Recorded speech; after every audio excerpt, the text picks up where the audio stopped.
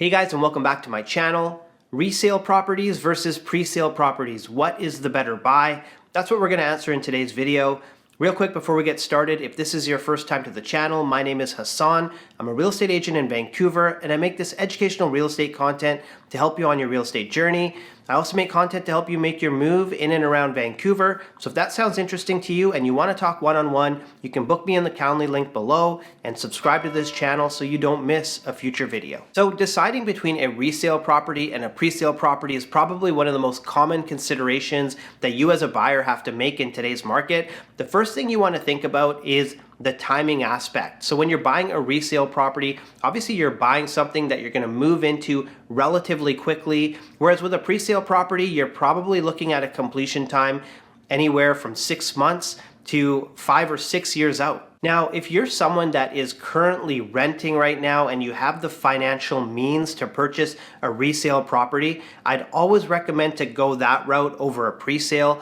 The reason for that is if you're waiting a long time for that pre-sale to complete, you're essentially banking on the real estate market appreciating in that area. Whereas if you buy something that's a resale property, you can get into it right away, start paying down the mortgage right away, and save money that you would have been putting towards rent. Now, on the other hand, if you're someone that perhaps you live at home right now and you're not paying any rent, or you're paying a very, very low rent, perhaps you live with the family, etc., you may want to consider a pre-sale in that regard because you're not quote unquote throwing away your money into rent and you don't actually have a pressing need to move out by a certain period of time. Now, the second thing that you want to think about is what you're actually purchasing. And what I mean by that is when you're buying a resale property, of course, you can go see it, you can touch it, you can feel it, you can inspect it.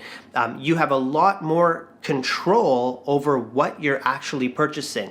Whereas with a pre-sale property, you've walked into a show home, you've seen what the best possible look of that product is going to look like, but you haven't seen the finished product of what you're actually going to take the keys for.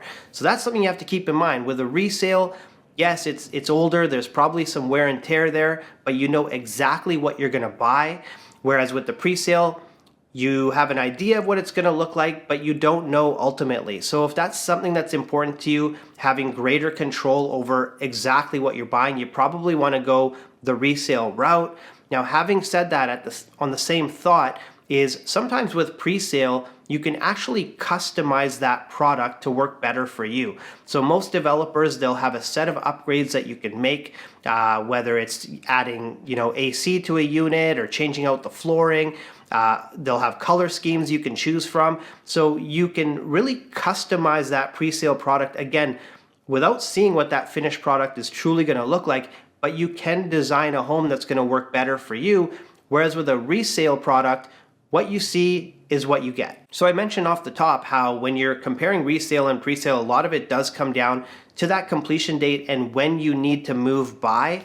And the other thing to think about with that is when you actually need to get your mortgage by. So if you're someone that's qualified today to get a mortgage, and again, you're thinking of buying your principal property, your primary residence essentially, then I think it makes more sense to go down the resale route. If for whatever reason you're not quite qualified today for your mortgage, the benefit of going pre-sale is you have a longer period of time to actually move into that home and to actually get approved for the mortgage. So if you see your financial situation changing, or perhaps you're switching careers right now, pre-sale might be the way to go, especially if it's more difficult for you to get approved for a mortgage today. I also talked about how with a resale product, you can touch it, feel it, you can inspect it. So the due diligence process is very different when you're looking at a resale product versus a pre-sale product.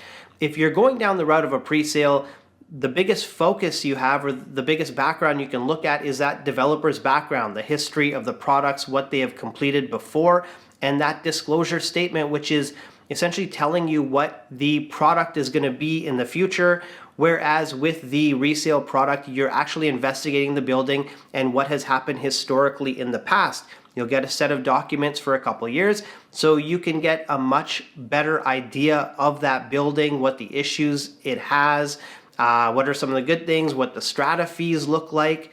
With a pre-sale product, you're actually given an estimated strata fee, but very often that jumps early on. So again, it comes down to buying something that you know for sure with the resale product, or buying something that you don't fully know how that's going to look. Now, financially speaking, when you're looking at the two options, one of the benefits of pre-sale is how you pay that deposit and the deposit amount versus resale where you pay your down payment right away. So what I mean by that is oftentimes with the pre-sales, you'll pay anywhere from, in extremely rare cases, 5%, again, very rare, but anywhere from 5% to 20 or 25% as a deposit, but it's usually staggered. So you might pay 5% up front, 5% 6 months later, 5% another 6 months after that. You get the idea. So if you have better uses for the funds that you already have, or if you don't have your entire deposit money today, you get that staggered, the ability to stagger your deposit payments, so it has more flexibility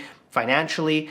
On the resale side, you're paying that down payment initially right away because your completion is going to be sooner. So you're going to lump sum a larger amount when you're purchasing.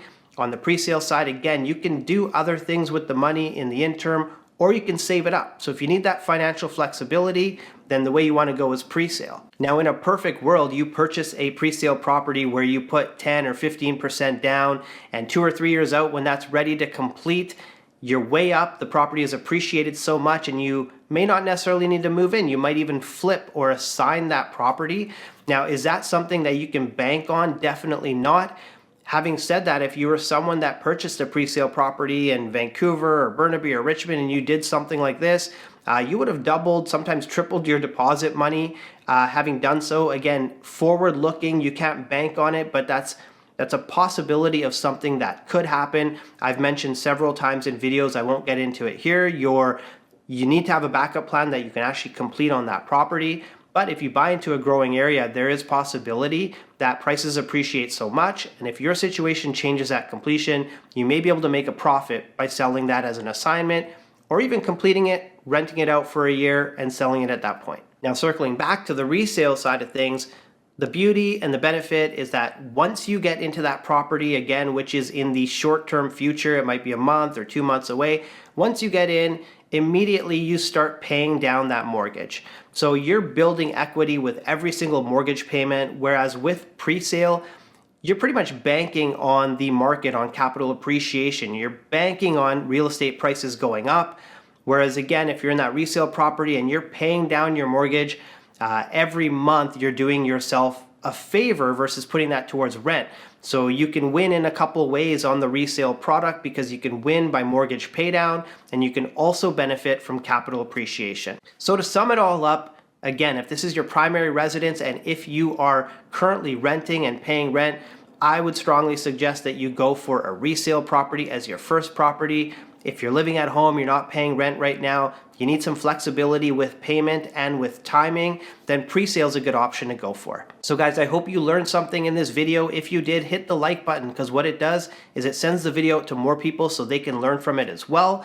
If you enjoy this real estate content, hit the subscribe button so you don't miss a future video. And if you're in the Vancouver area and you want to chat with me one-on-one about your real estate scenario, whether it's resale or pre-sale, you want my help, book me in the Calendly link below. We can have a one-on-one chat. But outside of that, guys, thank you so much for taking the time out to watch this video, and I hope you have a wonderful day.